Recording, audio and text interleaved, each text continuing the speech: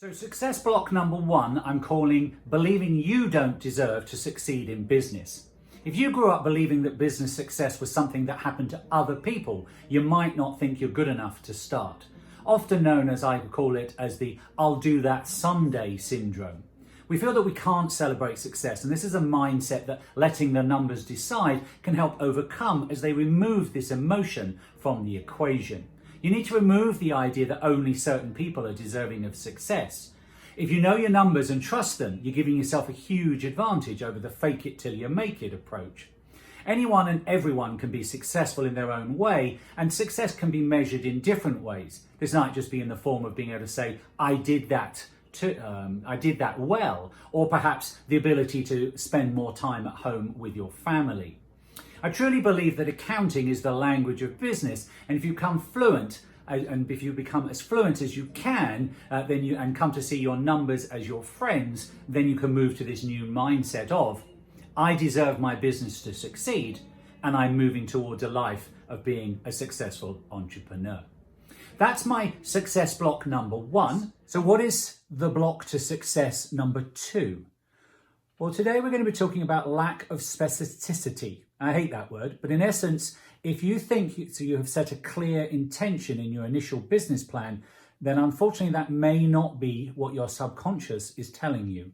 Many people don't realize that their subconscious has pushed them to set some very vague goals that are hard to visualize and hard to attain. Things like, I want to launch my business. I want to be more successful.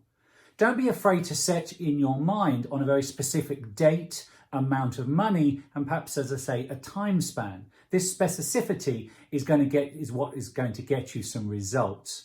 An example might be, I want to launch a business based on my hobby. That's very weak. Your brain isn't going to kick in. There's no finish line. There's no emotional drive to reach that goal. I'm going to get 3 new clients by Wednesday that will buy my idea and pay me for what it's based on my business numbers and the value.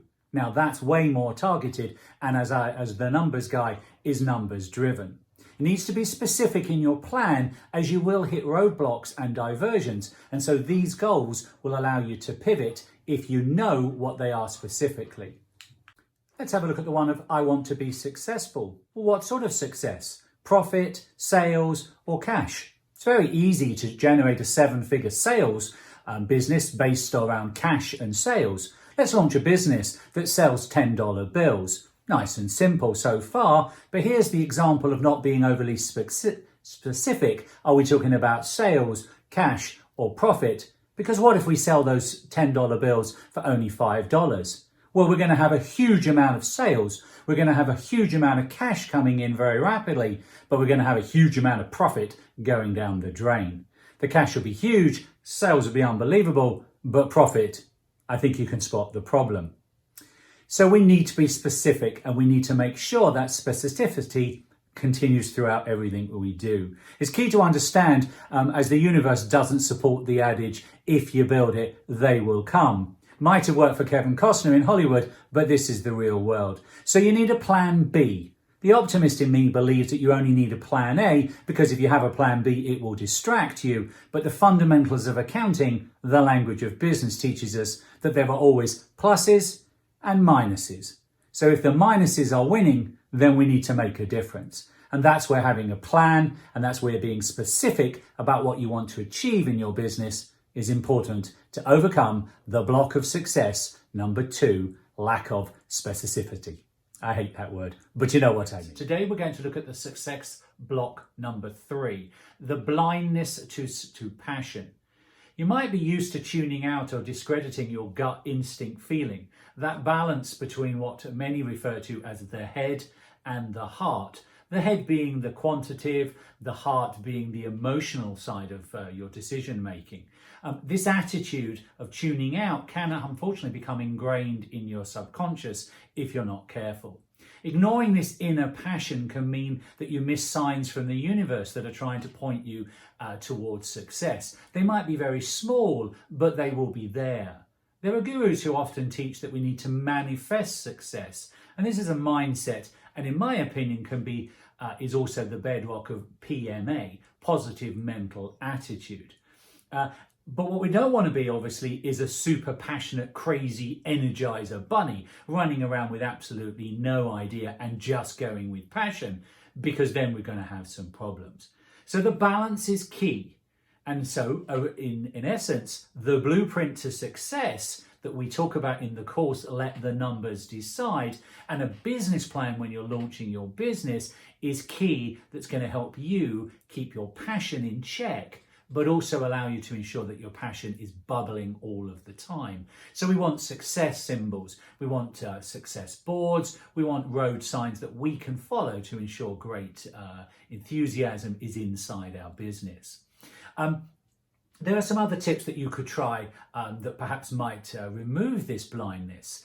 Some of the other things I like to think about is learn something new every day by challenging the status quo in your business, if you're already running a business, or if you're looking to launch one, perhaps in your life, as you may not yet have found your passion. So your blindness may not yet be there, and then you want to reveal that passion. The emotions and passions come from your heart, but the success needs to be quantified by your head. So that's my success block number 3, which I'm calling the blindness to your passion. And today we're going to look at success block 4. This I'm calling the negative assumptions about the business. While business success is a goal for many people, a lack of understanding the business fundamentals can lead to negative thoughts about success. If you remember in Mind Block Success 1, which was the fear of success and the attitude, it's important that we don't let the negative take over.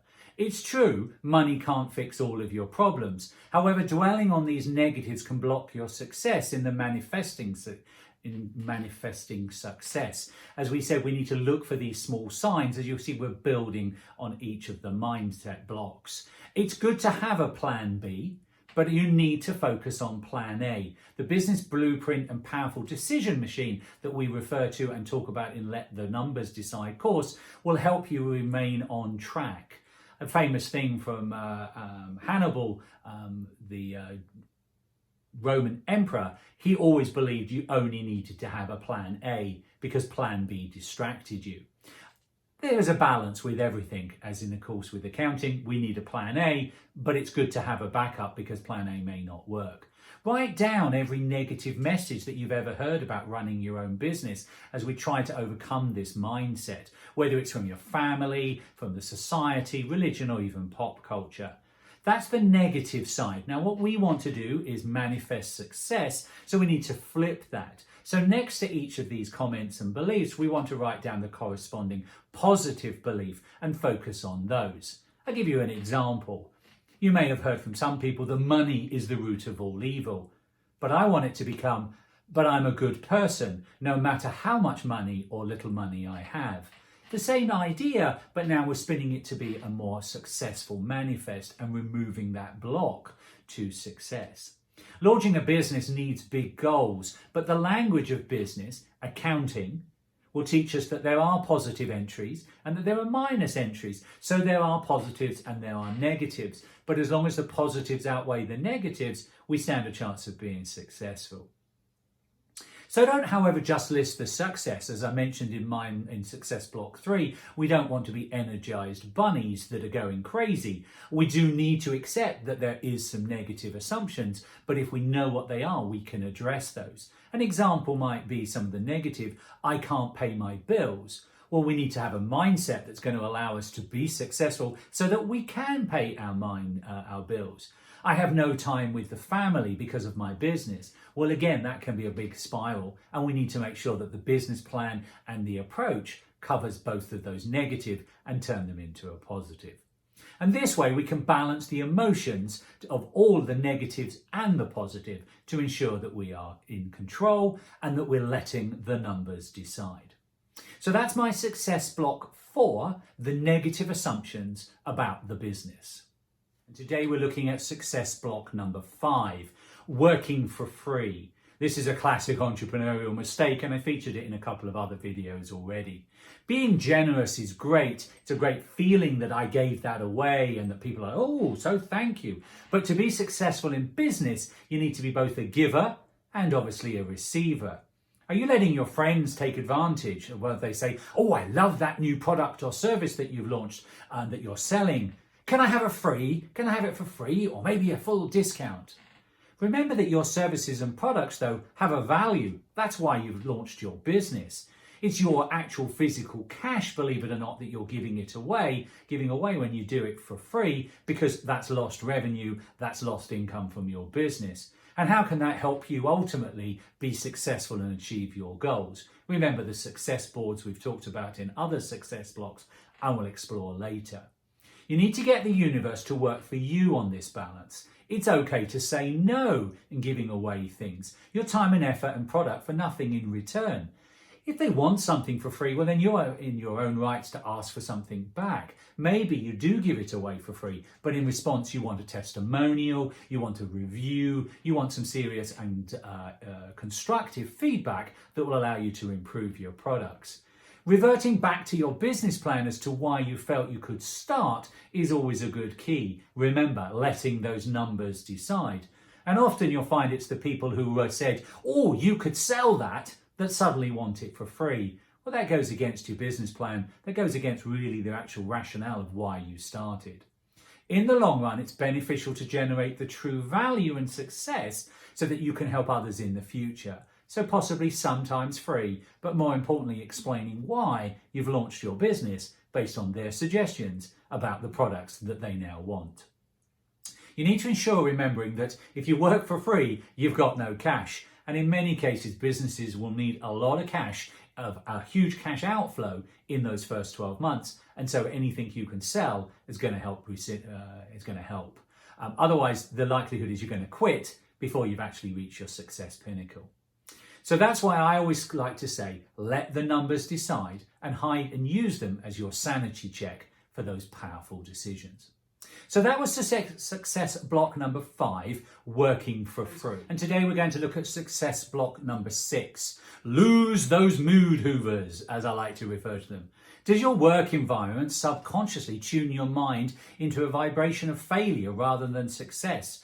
This resonates back with success block number 1. Some examples of this might be types of that you leave your bills unpaid, carelessly your desk is a mess, the news feeds that you're constantly listening to are the doom and gloom, you're not organised your receipts, your numbers aren't in order, they're not in real time. And then you're not surrounding yourself with people who are positive, people who are going to support you on this journey. The news feeds are a classic at the moment with doom and gloom, but also your own family can have an impact on you. Oh, why are you doing that? We never see you anymore. Those type of things. So it's important that you surround yourself with the right attitude. And remember, reframing your environment will often reframe your thoughts, and your subconscious will start to help manifest success rather than blocks. This is also where your business support structure comes into play. Having real-time accounting, having regular reviews, and perhaps having some mentors in your life that can actually bring some outside opinion.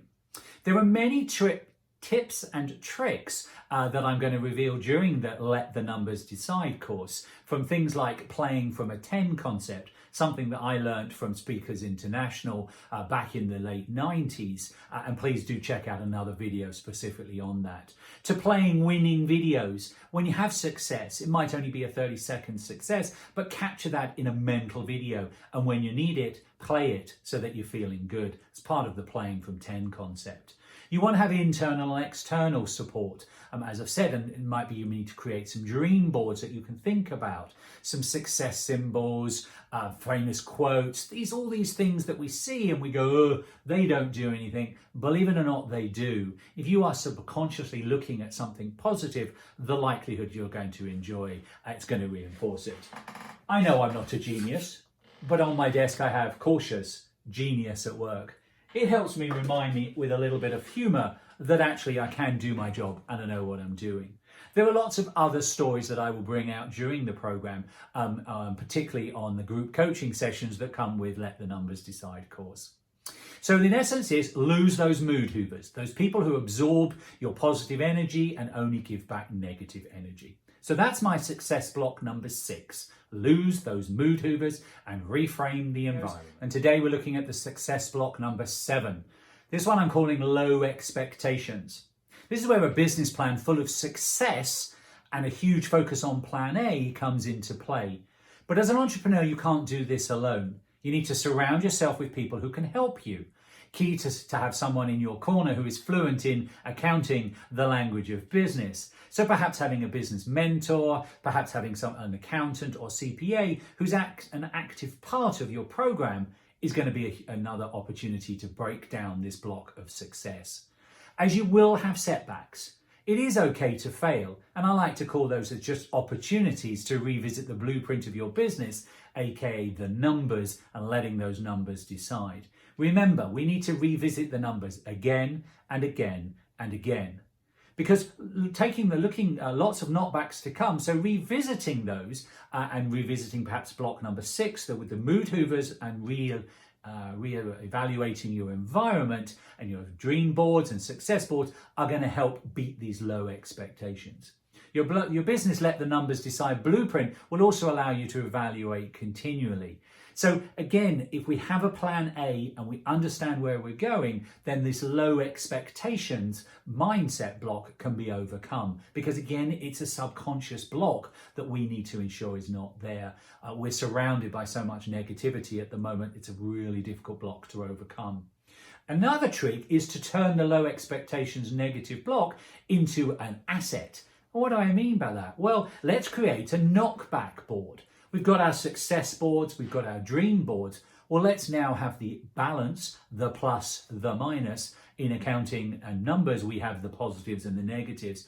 And we can list down the issues. And as we solve those, we can write the solutions. But let's not bury them. Let's keep them at the forefront alongside the success stories as about how we dealt with the knockback, how we reviewed them against the goals and the numbers, and they can help us remove those emotions as we find that the numbers drive the approach and ensure that success is a given rather than an expectation.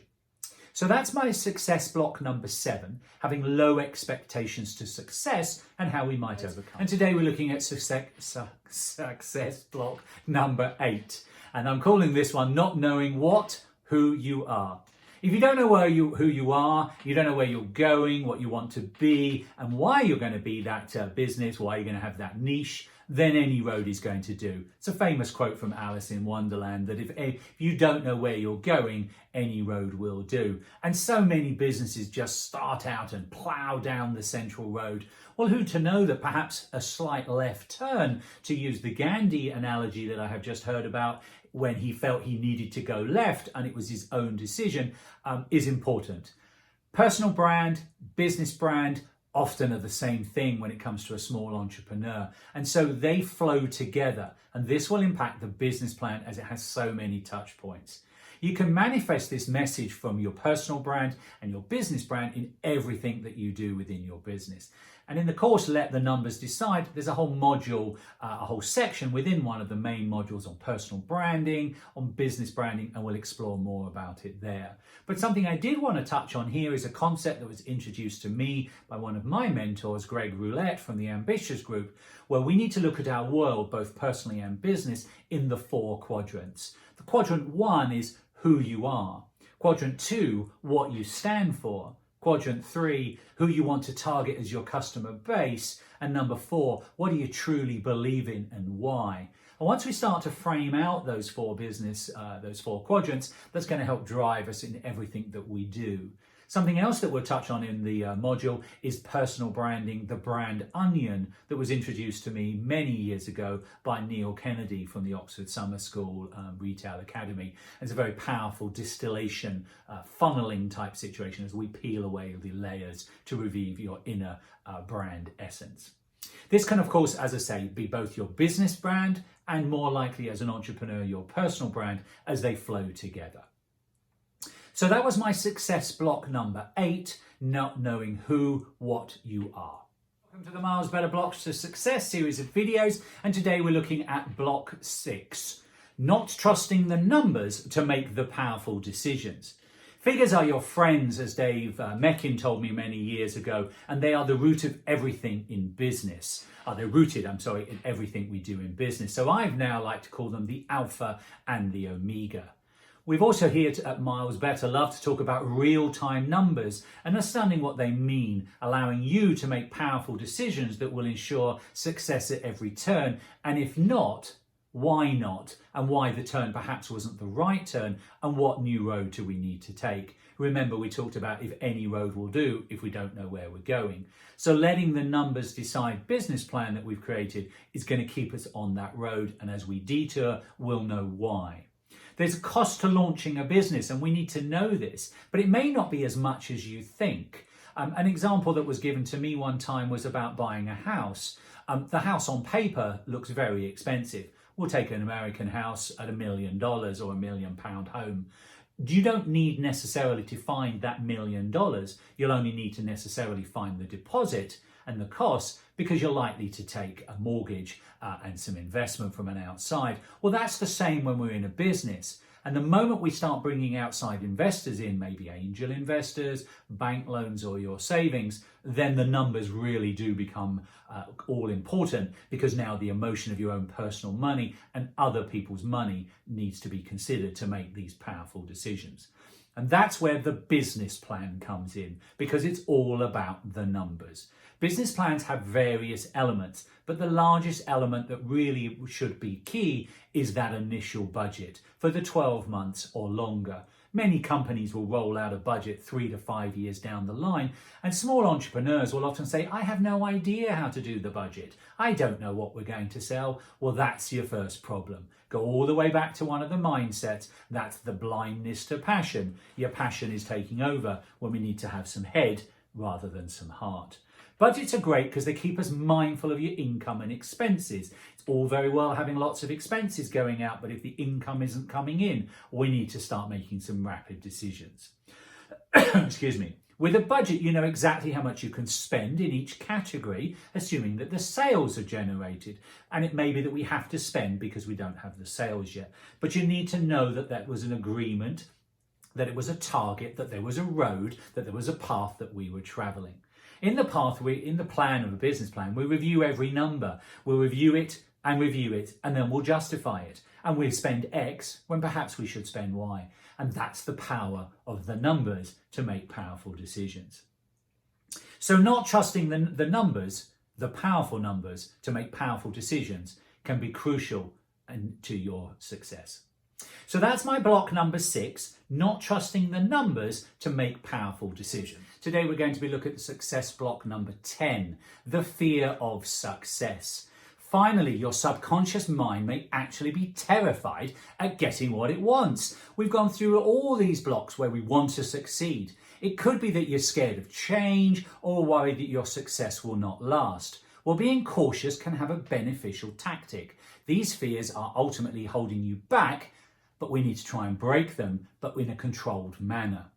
This is where a business mentor has often much to offer, and he or she will be able to work with you to ensure that the doubts don't overtake the success. At On Point Mentors, as a founding member, we have a variety of mentors who would love to work with you, and obviously I would as well. There are many techniques that the mentors can bring. One of the techniques that I like to use a lot is, and I've mentioned in one of the other videos, is the playing from a 10 technique. The one I slightly outlined in block 6 and in a completely separate video.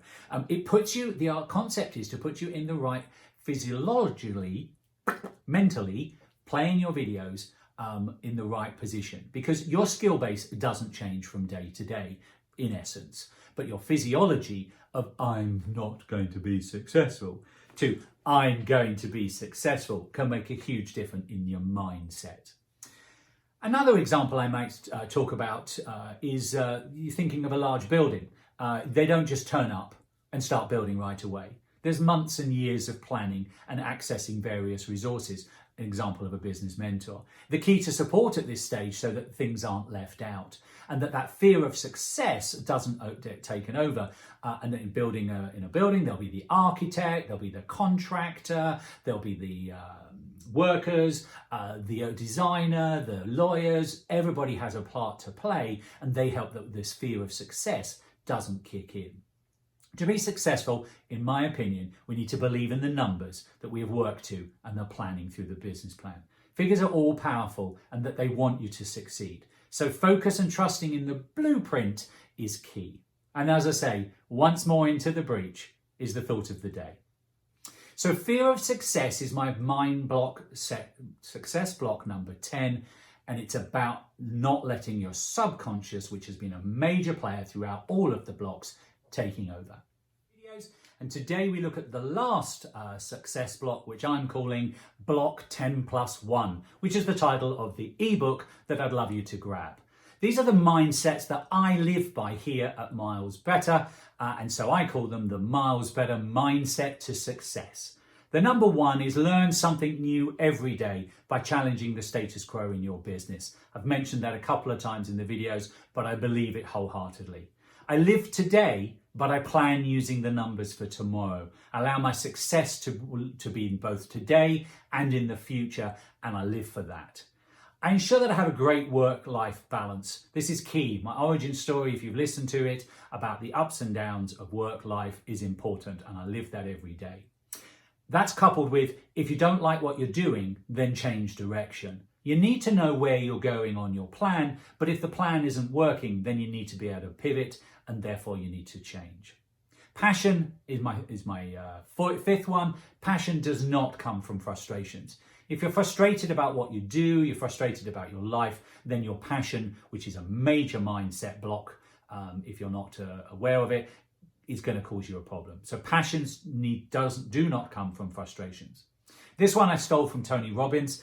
Raise your standards, change the rituals and habits. Very easy to do the same thing over and over again. So raising those standards often means change, and that comes back to learning something new every day, ensuring you have a great work-life balance, and if you don't like what you're doing, change the direction.